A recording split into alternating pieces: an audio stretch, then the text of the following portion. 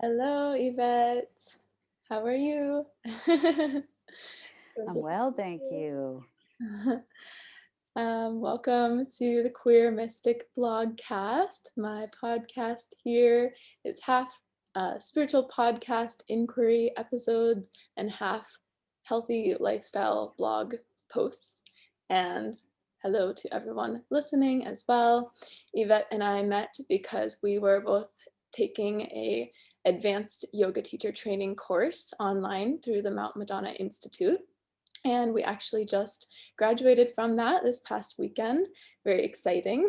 So we've been kind of rehashing and decompressing from that in our conversation today. And those of you who have been following my journey for a while, you know that I actually lived at the Mount Madonna Center in Santa Cruz, California for a full year prior to completing this advanced training with them. So super grateful to know her and to have shared such a powerful spiritual experience with her. And she has just always super impressed me with her insight and perspectives. And so I just really wanted to have her on the podcast to talk about some things that are really important to both of us.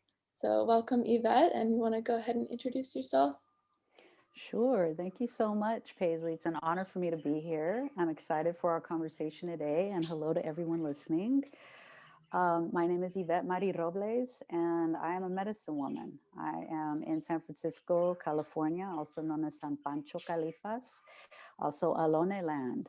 And so I just want to honor and recognize the ancestors and all of their descendants who are still here on unceded Alone land.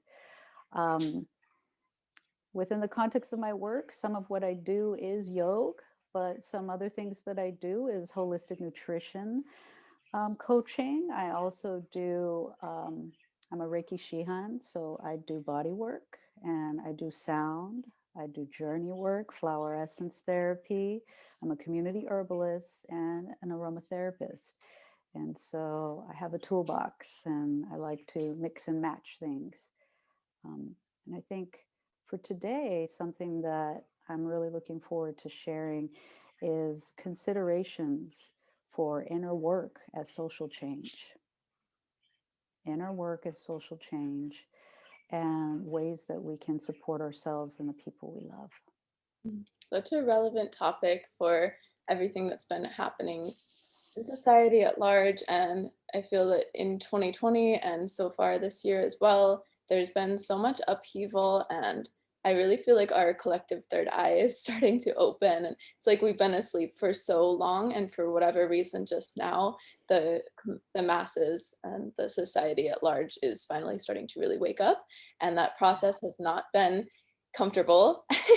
And it's, I think, imperative to have some uncomfortable conversations around things that we feel really could change to serve the collective. And we'll try to keep it grounded and try to keep it loving as well, because gentleness Yeah, with ourselves is the most important starting point. absolutely. Absolutely. Nothing about addressing issues that cause harm means that that it has to be harmful, perceived as harmful to us, right? Addressing issues that cause harm always happens from only a healing lens, only from love. And so I think if it's okay, I'll go ahead and start. So there are two key things that I wanted to share that are important to be mindful of when we're looking at issues such as racism, sexism, and heterosexism. And, just to clarify, heterosexism can also, a lot of times people use the term homophobic interchangeably with that, right? But it's really just kind of having a very dominant understanding of everything being from the perspective of a heterosexual viewpoint. And so when we're talking about these different isms, if you will, two key things to keep in mind is a concept called collective psychoses and cognitive dissonance. Okay, collective psychoses and cognitive dissonance. So I'm going to read you a quote by Carl Jung from his work, Psychology and Religion. And he says, all one's neighbors are in the grip of some uncontrolled and uncontrollable fear. In lunatic asylums, it is well-known fact that patients are far more dangerous when suffering from fear than when moved by rage or hatred. Okay. So what this relates to in terms of a collective psychosis is when as a society there is so much fear and there is the dawning of such a great shift and a wanting of a shift, and some of us want a shift and some of us are very resistant to that shift, that then there becomes a kind of mass delusion, if you will. And this sort of mass delusion is basically when society loses touch with reality and descends into a mass delusion. And so psychosis is essentially what happens to us when we're no longer grounded in reality, when we believe there are people there who are not there, where we are paranoid and we believe that things are happening to us that might not actually be happening to us. And so it's really grounded and rooted in fear. So an example of collective or mass psychoses is the witch hunts of the 16th and 17th centuries, when the murder of thousands and thousands of women being scapegoated on, the rise of totalitarianism, right, in the 20th century would be another example of that. Any form of genocide, the transatlantic slave trade, right, the colonization of people in the Americas. So there is a kind of collective psychosis that takes hold that justifies the behavior, right? How else could Nazi Germany be justified if it was not for a collective psychosis? And so I'm going to read another quote by Dr. Jos Mary Lou. He wrote a very interesting book called The Rape of the Mind, which I know, doesn't sound very nice, but it talks about the ways in which mass psychoses can take over. And so he writes about the totalitarian system of the 20th century, and it represents a collective psychosis, whether gradually or suddenly, reason and common human decency are no longer possible in such a system. There is only a pervasive atmosphere of terror and a projection of the enemy imagined to be in our midst. Thus, society turns on itself, urged by the ruling authorities. So I think recent political events should conjure some things for us here, right? I think, we just came out of a presidency where there was a ruling authority who was very much provoking and encouraging certain behaviors that were very harmful and hurtful to people, rolling back rights for LGBTQI people, rolling back rights for women, actively encouraging people to engage in the subjugation of people at the border, Latinx people, actively engaged in suggesting and outright stating racist things with respect to Black folks, Jewish folks, all kinds of people, Muslim people. So I think this is the premise of a collective psychosis and how we can all kind of participate in this in a way without our knowing, so long as we're being washed over by constant propaganda. And I know, and so this is really important in order for us to take care of ourselves. And so we're not engaged in a collective psychotic state. And in order to support taking care of other people, so they're not going a particular direction that's like a rip curl that's going to take them under, we have to be mindful about what we consume, that we digest everything that we consume. And that includes what we look at, what we listen to. And I know that you, Paisley, recently have undergone a social media cleanse. And so I'm actually curious for you to share what that was like and how that impacted you. Wow, thank you so much there. This is such a rich conversation already. When you were speaking on collective psychosis, what came to mind is this current paradigm that we have with the radical left of cancel culture.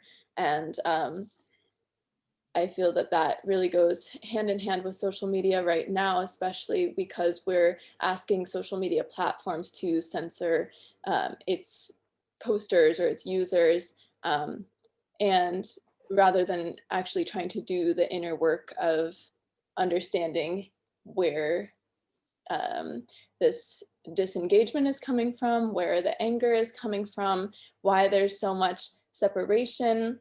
And if anyone's seen the documentary The Social Dilemma, that is basically an expose on how the algorithms of social media are essentially created to cause further separation and only show us what we're biased toward, what we want to see. It's so easy to get into an argument with someone online or get into something petty in the comments section, or even when I just make a story about something that feels real and authentic for me in the moment, and then I'm getting so much feedback on it. Some of that feedback might be agreeing with me, and some of it is definitely trying to tear me down and criticize me. And these are strangers on the internet. They don't actually know me.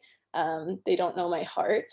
And I think what came up for me more recently was I was getting feedback from some of my friends who actually are really close for me. These are people who have known me in person for years, and they were giving me feedback saying like, "Hey, this isn't like you. Why are you posting this on your story? That brought something up for me that didn't feel good."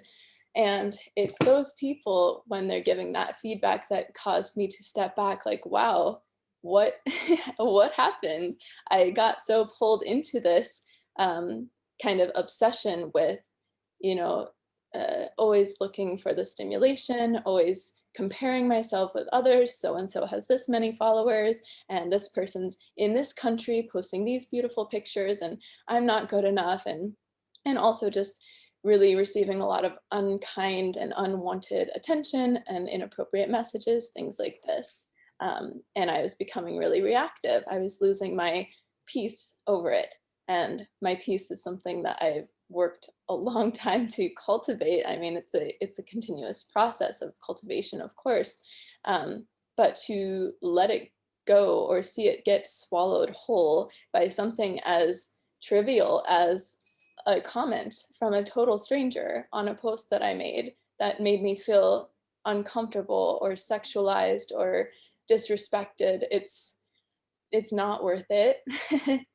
And and like I said, it's so easy to, if you get in a disagreement or someone has a different viewpoint, their viewpoint might be valid. Like some of the time people are just hating because they're bored or have nothing better to do. But sometimes that viewpoint is valid, and it's all too easy to just cancel them in the sense of blocking them, unfollowing, disparaging them online. And that to me is just really what's not helpful, and causes the further separation. And in a sense, it is very much collective psychosis because we're all like living in these phones and not living in the real world. Odds are, if you were having a conversation with that person face to face, the conversation would be completely different. Yeah. And yeah, it's like creating this alternate digital reality that is not healthy or helpful at all. Sure. Thank you for sharing that, Paisley.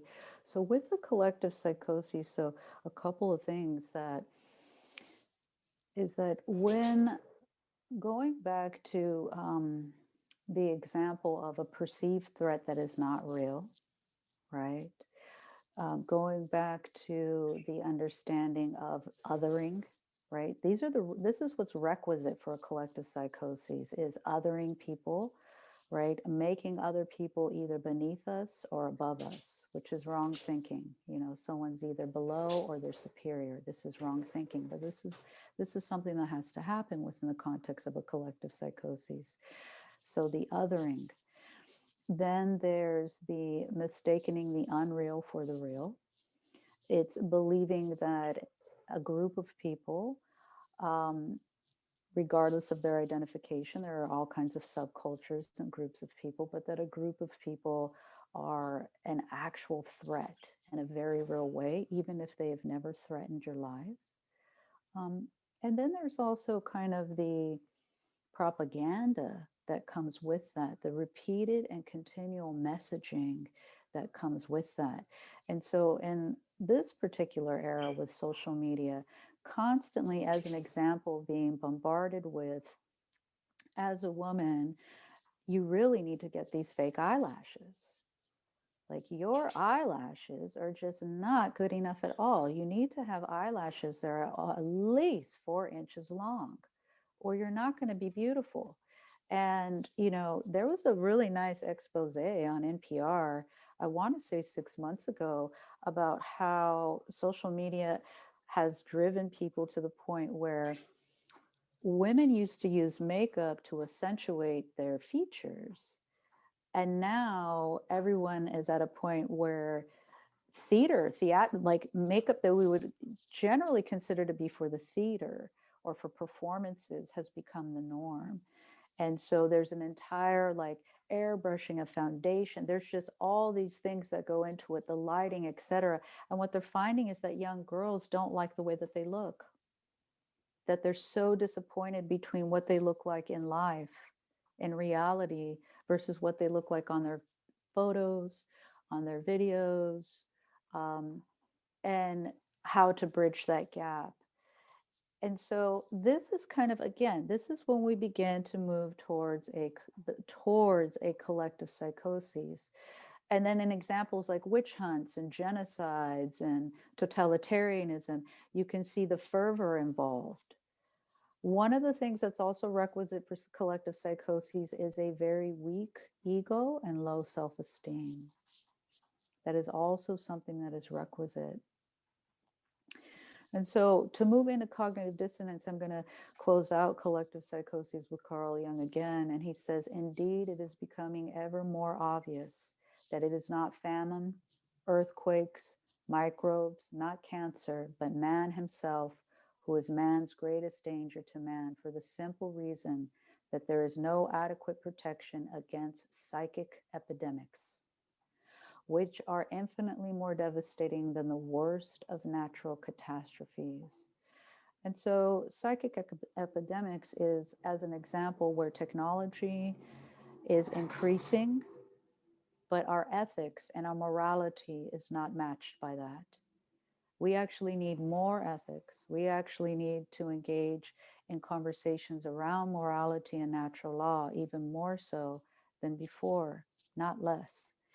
And so this kind of then moves into cognitive dissonance. And so to close out with the collective psychoses is just to be mindful of this, to be mindful about what you consume, to be mindful of your mental health and your spiritual well-being. And are you engaged in social media in a way where you're constantly being bombarded with negative ideas, images, vitriol, hate, whether it's for or against your beliefs? These are still very toxic things. Being mindful about the kind of conversations we have and becoming a deep observer. Am I getting carried away? Am I going with the groupthink? Am I okay with maybe in my family not believing the same thing? And so this goes into cognitive dissonance. So when we think about racism, sexism, and heterosexism, cognitive dissonance is always at play. And it is essentially when our thoughts, feelings, and beliefs are in direct contradiction with our reaction or our actions. So it is the mental capacity to disassociate, to cut off, and split from our conscious awareness. It is holding two conflicting beliefs without noticing. And so I'm going to give an example. I walk by a local, I'm going to pretend it's me. So let's say I walk by a local coffee shop daily and they're wonderful and they are roasting beans and they're grinding everything fresh and they employ 10 people in my community that I happen to know, some of them. But I found that exact same coffee on Amazon and it costs $5 less. So I buy my coffee from Amazon and I walk by that coffee shop every day. Okay, COVID, the pandemic hits. Now things are opening back up and I noticed that that store has closed, that coffee shop has closed for good. It's no longer opening, and that all 10 of those people are unemployed. And then I get angry and I say, this is such trash. I can't believe this. That coffee shop was so cool. It even employed people in the local community. We actually need more small businesses, not less. Corporations are totally taking over. It sucks. I hope they're able to somehow, some type of way reopen again. This is a prime example of cognitive dissonance. I am taking no accountability for the fact that by me purchasing coffee from Amazon has contributed to the demise of that particular coffee shop. Now, obviously, there are other factors that contributed to that coffee shop closing down. But there's still this separation, this disassociation between my action and its impact on that local business, my neighbors who work there, and all the people who use that as a social hub to say hello to each other, say hello to each other's dogs, etc., their children. And so cognitive dissonance then, just to give kind of another example would be if you read something in the newspaper, Cami Thomas from the Huffington Post said, if it took a literal Nazi rally for you to recognize that racism exists in the United States, then we're in a lot more trouble than you think. And if I could just interject here, I was thinking exactly this, that it comes back around to white complacency and folks in certain communities just really not realizing the extent of the problems that do exist simply because they aren't faced with it on the day-to-day. And it is so easy because we're bombarded with media, especially like mainstream news media, and it's constant doomsday. It's so easy to get numb to that and just say like, oh, well, that happened in Minnesota, that happened, over there, whatever. If it's not happening in someone's front yard, it's easy to just say, well, I work next to a Black person and he has a car, so equality. Like, no, that's not how that works. And we do actually need to put more thought and effort into the power systems at play in order to change them. Because in my mind, the biggest problem that exists right now is the complacency and feeling disconnected, having the privilege of being disconnected enough to not get upset and angry, and further to not understand why others are so upset and angry about this. Sure, and that's that disassociative quality, right? That's that quality of kind of like, I don't want to contend with, maybe I hold the value that everyone should be loved and cared for. And then when I'm faced with the reality that everyone is not loved and cared for, which means I'm going to have to do some work around that I say, but that's just happening over there, like you stated, Paisley. And so I think like these are some things we can ask ourselves to support ourselves in recognizing whether or not we're engaged in cognitive dissonance. If you see somebody wearing a rainbow t-shirt, somebody who's clearly like out and proud, who self-identifies as queer, and if you see that, ask yourself, does that make me feel uncomfortable? Do I feel like I need to defend myself? Do I feel like I want to ask for clarity? Why are you wearing that shirt? Like, your orientation is your business. Like, I don't need to announce that I'm married and I have heterosexual sex. Do you scoff at that person wearing that shirt and feel a kind of agitation? So if so, this is called cognitive dissonance. You have the value that people should be free and that it doesn't really matter who people love. Yet, there's something that makes you feel uncomfortable when you saw that person wearing that shirt. You felt like you needed to defend yourself. You felt that heteronormative sexuality was being threatened somehow, right? So again, going back to that collective psychosis, you're believing there's a threat that doesn't actually exist. And so really asking ourselves these kind of questions, going back to that example, if it took a literal Nazi rally for you to recognize that racism exists, then we're in a lot more trouble than you think. Same thing. Does this statement make me feel uncomfortable? Do I feel like I need to defend myself? When I see someone wear a shirt that says Black Lives Matter, do I secretly say to myself in my head, well, white lives matter too? And of And course, so, it's and not that. so Good.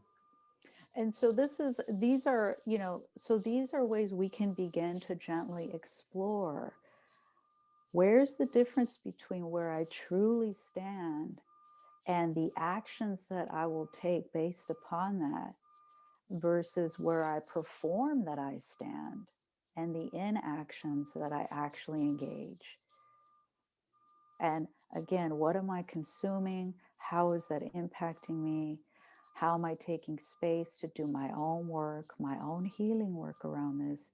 Because the ultimate aim is to be a nonviolent person. If that's your ultimate aim, okay, that's mine. Um, but if the aim is to be a peaceful person, a nonviolent person, a loving human being, then doing this work is very important. Could you just speak to um, kind of the concept of white fragility, or I'm not sure how that could relate in terms of queerness, but this feeling of somehow being attacked? Like when we say Black Lives Matter, there seems to be this perception that that means that white lives don't matter.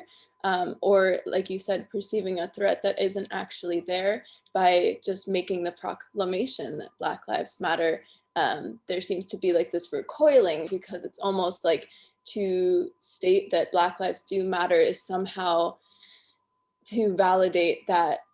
Maybe that's why, because it's validating that there's been a current paradigm where Black lives have not mattered. And to validate that requires us to acknowledge the wrongs that have been done and also to grieve them and also to do the very difficult Yeah. work to actually correct them. Yes, I believe that is so. White fragility is really predicated on functioning off of shame and guilt, and it's also using shame and guilt as a shield, right? And also within the context of white fragility is the privilege to, if you will, have a tantrum. That somebody's saying something that you are offended by, right? Um, so I think, you know, working with guilt and shame is really important. And I also think present time orientation is important. We might have ancestors. I am a mixed race person, so I definitely have ancestors who were slavers, and I have ancestors who were slaves. That's my lineage. I come from both. And so, this is when ritual becomes important. And I know, Paisley, that you do a lot of ritual and have talked about ritual, but this is when ritual is important, such as forgiveness rituals, right? This is when also saying that it's the ancestral trauma stops here. Maybe if my ancestors were slavers, that I'm not going to carry this lineage forward anymore because I was blessed to be born in this present time and to have my consciousness ascended in such a way that that is no longer the belief system and what I need to do. If you have ancestral trauma from being enslaved, as well, to, you know, love your ancestors and honor your ancestors and forgive our ancestors for whatever they had to do to survive. And also, too, to say that I am going to continually seek freedom. I'm not going to just allow that to go away for comfort, right? A lot of cognitive dissonance and collective psychoses is because we do not want to be discomforted. We do not want to challenge things in such a way that, we might have our regular routine dismantled somehow. And so working with the guilt, working with the shame is important, but also really clarifying, as I stated, What is coming up for you? Why is that coming up? No need to project that onto other folk, and to do our inner work to engage in raising our vibrations, our collective consciousness. I think that mental shift, while subtle, could be very helpful for a lot of folks who may be in this mentality of white fragility, and myself included, because I have a lot of privilege guilt and white guilt. And I think it's exactly what you're saying, like this kind of defensiveness is coming up from that place. But maybe a more effective way to approach it is to say, hey, like, yes, these things happened, and no, I didn't actively participate in creating that system. However, I am benefiting from it. Therefore, it's my responsibility to take accountability for my privilege and to take steps toward correcting it. But rather than just sinking into this feeling of guilt of, oh my gosh, like this is such a horrible situation, which is kind of where I fall into, just feeling like very sad and upset about it, we can use that privilege as a springboard, and we can actually use it to the benefit of those who have been disempowered. And yeah, I think just further inquiry into the best ways to educate ourselves, not relying on people of color to do it for us or to bring it to our attention, but taking the initiative to actually educate ourselves and have conversations within our own communities about that can be empowering. And it doesn't have to be a conversation about how bad we are. It can be a conversation about how best to move forward in love and in unity. Absolutely. I know here in San Francisco, the Quaker House does amazing anti-racist work. And so, I encourage, it's just such a beautiful model, right? It's a model of kinship, of sisterhood and brotherhood. And so, and basically because I was ignorant, I didn't know. And I was like, the Quaker House, right? Who would have thought? And it's like, no, there's a long tradition of kinship there. And so extending that tradition of kinship then into the anti-racist work. And, lastly, I want to say the way that this shows up for LGBTQI folks is, again, dominant culture feels threatened.